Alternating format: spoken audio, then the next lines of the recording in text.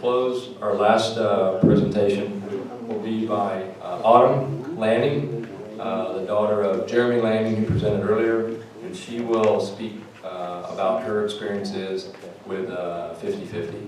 Autumn?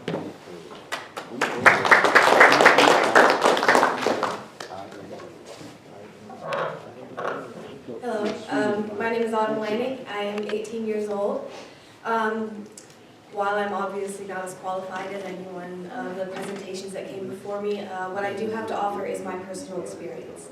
I have seen all different sides of the time split. Basically, every single option there was in the court is something that we went through.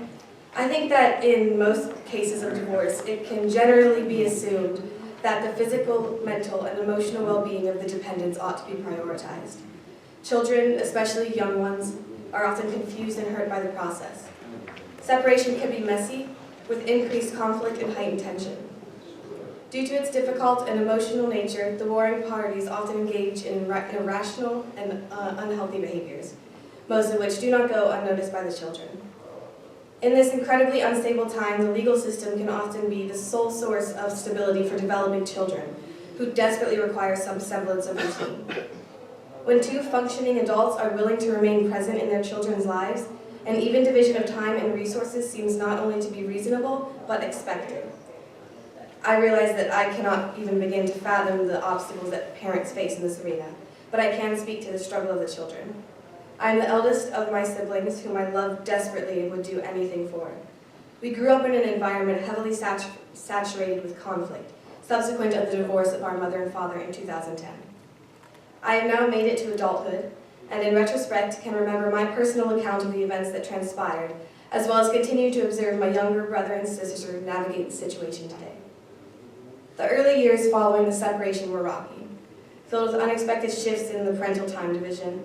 In the beginning, we would live with our mother for 2 weeks straight and see our father on Thursdays or every other weekend, without understanding why he was granted such little visitation. We jumped from this to seeing him every weekend and back.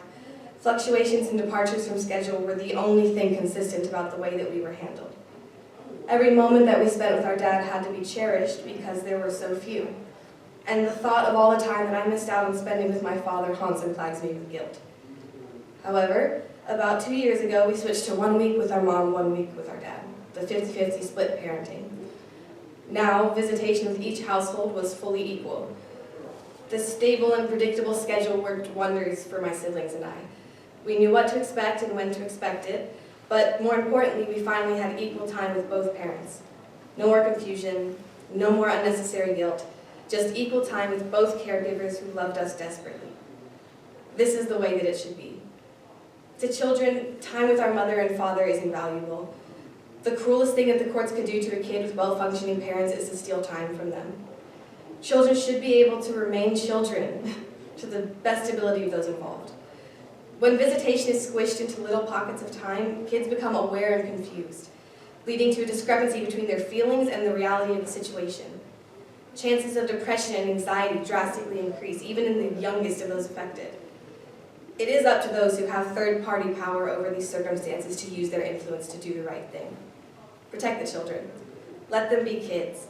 Divorce is an unsatisfactory situation, but the most the courts can do for children, especially in their formative years, is to provide as much stability as possible. Speaking as a child of divorce, I can confidently say that the most important thing to us is equality of time. We need our parents, both of them, and they need us too. And that is all I have to say. Thank you.